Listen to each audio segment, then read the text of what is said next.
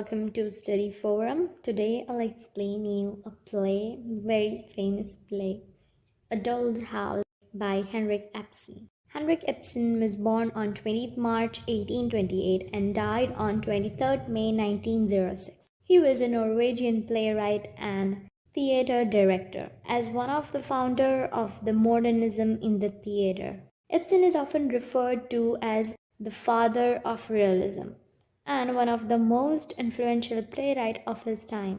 Ibsen is the most frequently performed dramatist in the world after Shakespeare. That was all about the author. Now let's see what the play is. So A Doll House is three-act play published in Norway in 1879 and also performed in the same year. It is a problem play. The play centers on ordinary family.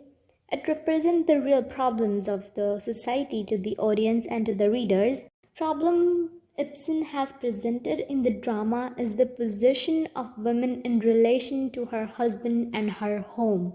So now let's start our play. So the play opens on Christmas Eve. Nora Hammer enters well-furnished living room carrying several packages with her. Then Toward Hammer, Nora's husband, comes out of the study when he hears her arrive. He greets her playfully and affectionately, but then chides her for spending so much money on Christmas gifts. Their conversation reveals that the Hammers have had to be careful with money for many years, but that Toward had recently obtained a new position at the bank where he works, and that will afford them a more comfortable lifestyle. Then Helene, the maid, announced that the Hammer's dear friend Dr. Rank has come to visit. At the same time, another visitor has arrived. This one is unknown. To Nora's great surprise, it's Christian Linde. Mrs. Christian Linde, a former school friend, comes into the room. The two have not seen each other for years, but Nora mentioned having read that Mrs. Linde's husband has passed away a few years earlier. Mrs. Linde told Nora that when her husband died, she was left with no money and no children. Nora tells Mrs. Linde about her first year of marriage to Toward. She explains that they were very poor and both had to work long hours. Toward became sick, she added, and the couple had to travel to Italy so that Toward could recover. Nora inquires further about Mrs. Linde's life, and Mrs. Linde explains that for years she had to care for her sick mother and her two younger brothers. She states that her mother has passed away, though, and that the two brothers are too old to need her. Instead of feeling relief, Mrs. Linde says that she feels empty because she has no occupation. She hopes that Toward may be able to help her obtain employment. Nora promises to speak to Toward and then reveals a great secret to Mrs. Linde. Without Toward's knowledge, Nora illegally borrowed money for the trip and that she and Toward took to Italy. She told Toward that the money had come from her father. For years, Nora reveals that she has worked and saved in secret, slowly repaying the debt, and it will soon be fully repaid. Crookston, a low-level employee at the bank, where Toward's work arrives and proceeds into Toward's study. Nora reacts uneasily to Crookston's presence, and Dr. Reck coming out of the study says Crookston is morally sick. Once he has finished meeting with Crookston, Toward comes into the living room and says that he can probably hire Mrs. Linde at the bank.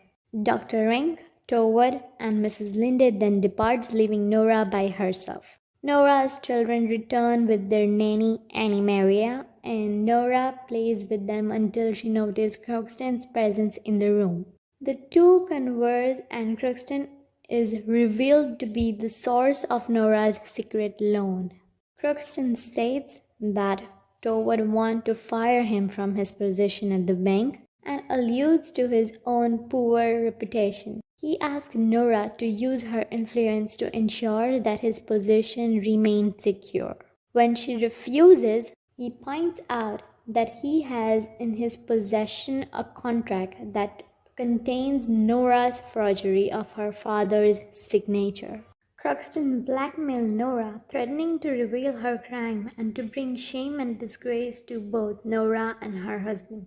If she does not prevent Toward from firing him, Croxton then leaves. And when Toward returns, Nora tried to convince him not to fire Croxton. But Toward will hear nothing of it.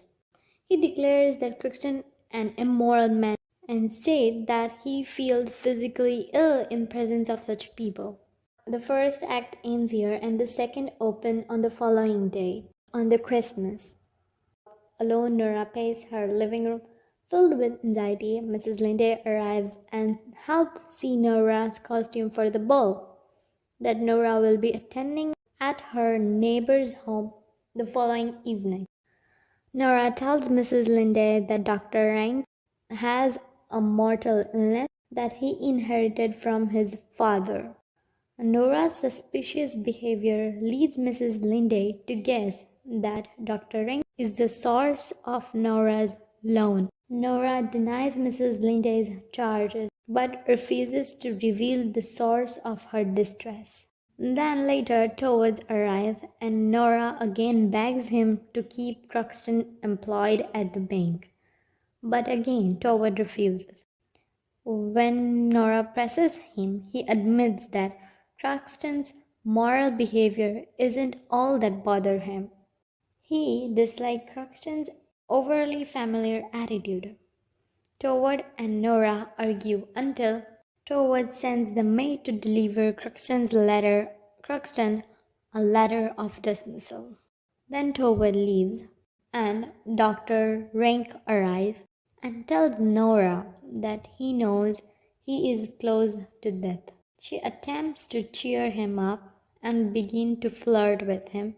She seems to be preparing to ask him to intervene on her behalf in the struggle with Toward.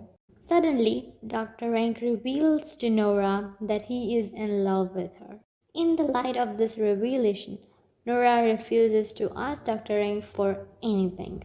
Once Dr. Rank leaves, Croxton arrives and demands an explanation for his dismissal. He wants respectability and has changed the term of the black. He now insists to Nora not only that he will be rehired at the bank, but also that he will be rehired in the higher position. He then puts a letter detailing Nora's debt and forgery in the Hammer's letterbox. In a panic, Nora tells Mrs. Linde everything, and Mrs. Linde instructs Nora to delay Towards from opening the letter as long as possible. When she goes to speak to Croxton, in order to distract Toward from the letterbox, Nora begins to practice her dance, which she will be performing at the evening's costume party. In her emotional state, she dances wildly and violently, displeasing Toward. Nora manages to make Toward's promise not to open his mail until after she performs at the party. Mrs. Linde soon returns and says that she has left Croxton a note, but that he will be gone until the following evening. The next night at the costume party takes place upstairs. Croxton meets Mrs. Linde in the Hammers' living room. The conversation reveals that the two had been once deeply in love, but Mrs. Linde left Croxton for a wealthier man who would enable her to support her family.